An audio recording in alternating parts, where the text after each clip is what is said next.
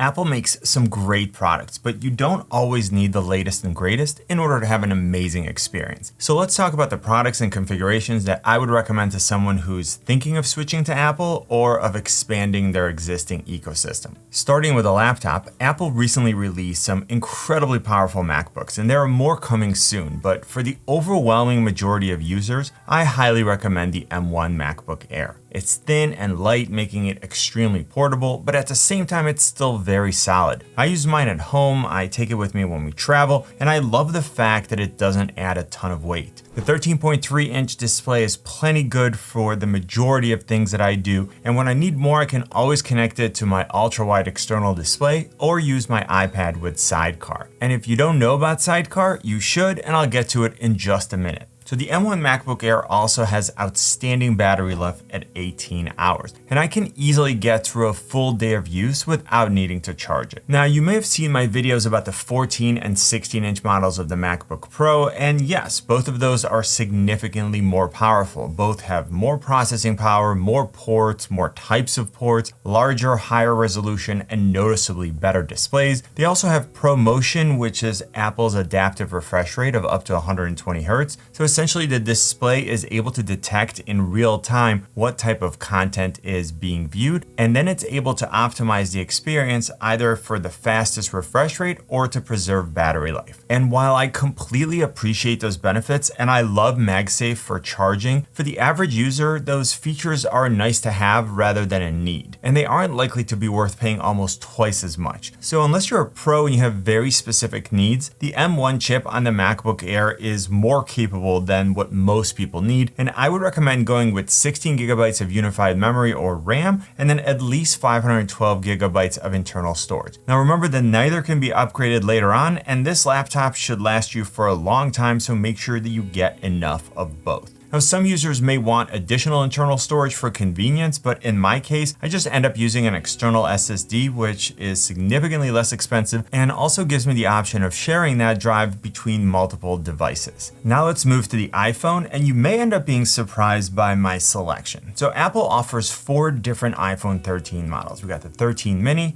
the regular 13, the 13 Pro, and the 13 Pro Max. And I think that it's fair to eliminate the 13 Pro Max because it's the most expensive and it's the biggest phone, which may not make it the best choice for the majority of users. Now, if you do want the largest display and it's in your budget, by all means get it. It's a great phone, but it's a lot of money for someone who's just starting out. So this leaves us with 3 options, and all of them come with the A15 Bionic chip. They all have the same water and dust resistance rating of IP68. All 3 have a Super Retina XDR display, and I think that most people will be really happy with either the regular 13 or the 13 mini. So personally, I use the 13 Pro because it has a better camera system and better battery life. It also has Apple's 120 Hz adaptive refresh rate, which we saw in the new MacBooks. And while I do like it, I just don't see it being a huge deciding factor for the majority of users. Yes, I think that the more responsive UI looks better, and I do prefer it when I'm playing PUBG because I can set the game to 90 frames per second. But for most people, it's probably not worth the $200 move from the regular 13 to the 13 Pro. Your actual user experience is still going to be great. The 13 and the 13 mini are still extremely responsive. They have plenty of processing power, and the camera system is very good. It's not quite as good as the 13 Pro, but you need to ask yourself, look, how good do you need your cell phone pictures to actually be? If you're a camera nerd like I am, then it does make a difference. But for most people, it's probably not that meaningful. Now, the price difference between the 13 and the 13 mini, at least in the US, is $100. And this is where I'm going to leave it up to personal preference based on size. These are devices that you carry with you all day, every day, and they're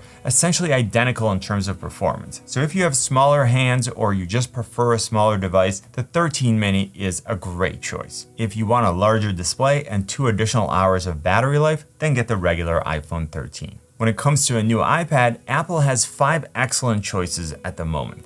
The entry-level iPad 9, the small and compact iPad mini 6, the versatile iPad Air 4, and then the 11 and 12.9-inch models of the iPad Pro. I think that the iPad Air 4 might give you the best combination of features and performance, but you really can't beat the iPad 9 when it comes to value. The iPad 9 comes with a 10.2-inch display and a very capable A13 Bionic chip. It's available with 64 or 256 gigs of internal storage. If you're just using it to watch video, to take notes, to check out social media, surf the web, and then play a few games, 64 gigabytes will work just fine for you. If you're looking to store a lot of photo and video files, if you're looking to play a lot of big games, or if you regularly work with large files that must be stored locally, then go ahead, quadruple the storage to 256 gigs, and you should be all set. Now, Apple has a great history of long-term support for their iPads, and my 8-year-old iPad Air 2 is still compatible with iPadOS 15, so make sure that you get enough storage to allow you to use this device for as long as you want. Now, a great feature that's available on all the current iPads is Sidecar, which lets you use your iPad as an additional display for your Mac, MacBook, or iMac. Now, I use this feature with all of my iPads, and it's amazing to easily have a dual display set up on the go, or a third display with my stationary system. When I don't have Wi-Fi, I simply set up my iPhone as a hotspot, I connect to it from both devices, and I'm good to go. So if you want to learn more about Sidecar, I'll link to that video in the description. Now let's talk about a few reasons why someone might want to go with a different iPad. So first, the iPad 9 is the only iPad that doesn't have a fully laminated display, meaning that there's an air gap. For almost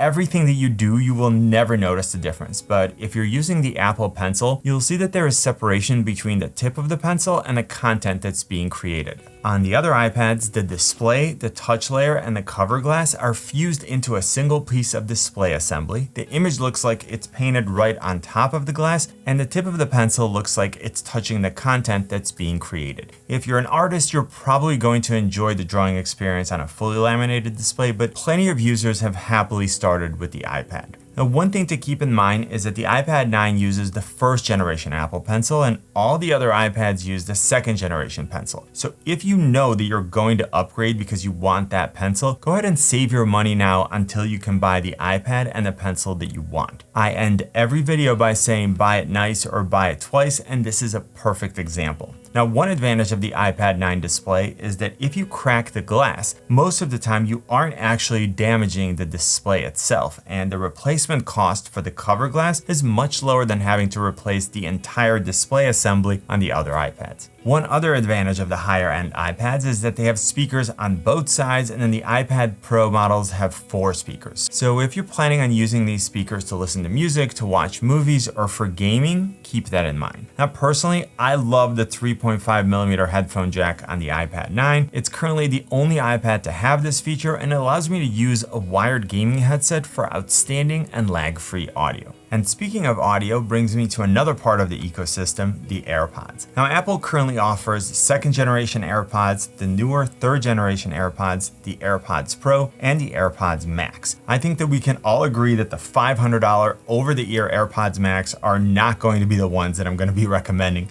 to someone who's just starting out. The audio quality is fantastic. The active noise cancellation is top notch. They automatically switch between all my Apple devices. They have spatial audio, and they might have the best transparency mode of any headphones that I've ever used. But $500 just isn't gonna work for the majority of people. And with them being over-the-ear headphones, they just aren't the most practical option. Of the other 3 options, the ones that are most comfortable to me are the second generation AirPods. The AirPods Pro have the best features. They have the best passive noise cancellation, and they're the only ones of these 3 that have active noise cancellation. But the silicone tips just aren't comfortable for me, and they're also the most expensive. I have a full review of the third generation AirPods if you're interested, and they do have noticeably better audio than the second generation AirPods, but the in-ear part is a bit wider and it's less comfortable. Ultimately, I end up using the second generation AirPods most of the time. To me, they are light, they're comfortable, they never fall out. I still have wireless charging for the case. They automatically switch between my various devices, and they also happen to be the least expensive model at $129. Now, a lot of people ask me about this automatic switching between devices and when does it actually come into play? Well, the answer is all the time. It might be a situation where I was on a phone call, I hung up, but then a little bit later, I decided to start watching a video on my iPad. And I don't want to mess around with unpairing or disconnecting from one device and then reconnecting to the other one. Or I might start watching a video on my iPhone and then decide that I want a bigger display, so I move to my desktop. And again, it's great to have the audio automatically transition. Now, speaking of a desktop, I can't say enough good things about the M1 Mac Mini. This compact desktop has the same M1 chip as the MacBook Air that I recommended, so we already know that it's plenty capable. We have a super sleek and clean design, 2 USB-A ports, 2 Thunderbolt 4 ports, an HDMI port, and a headphone jack. For my specific setup, because I use a lot of SD cards, I added a USB-C hub, which gives me more ports, and it moves some of the ports to the front, so I don't have to reach around the back of the device to plug things in. The Mac Mini sells for $699 with 256 gigs of internal storage and 8 gigabytes of RAM, but keep in mind that just like the MacBook Air, it cannot be upgraded, so I would recommend getting 16 gigabytes of RAM and at least 512 gigs of internal storage. The M1 chip is going to be plenty powerful for the vast majority of users, and I'd rather have you get a little more than what you need so you can save money in the long run. I would 100% add an external SSD, again because it's much less expensive and also because it's a stationary desktop, so there's really no downside to having an SSD always plugged in. Now, moving forward, the price of external storage will continue to go down and the transfer speeds will go up. So that means that you can continue to get more and faster external storage without having to pay a premium. Now, another option for a desktop is the M1 iMac. It's an all-in-one, it's super clean, but most users will already have a display, a mouse, and a keyboard that they can use with the M1 Mac Mini, so I think it's a fantastic value. If you want to see a comparison of the Mac Mini and the iMac, watch this video right here.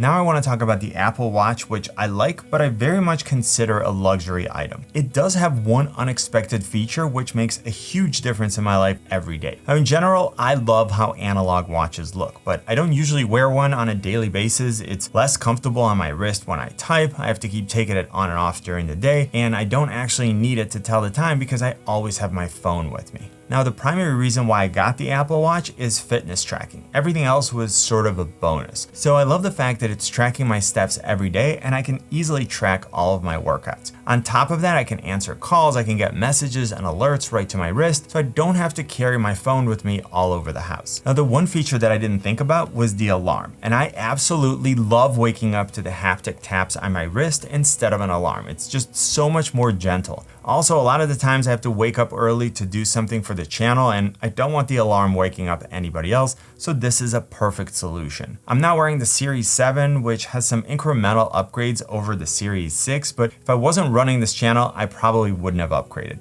Ultimately, if you want the latest and greatest, get the Series 7, but otherwise the Series 6 is plenty fast, it's responsive, you can probably save a good amount of money. What's nice about this collection of products is that the value of the ecosystem grows beyond the sum of its parts. The different components play really nicely together, it's simple to share information between devices, Sidecar with the iPad is great, and AirDrop is absolutely awesome. Now you should watch this shocking iPad battery drain test. Hopefully this video was helpful. Click on my face to subscribe. You know what I always say, buy it nice or buy it twice. Good luck and see you soon.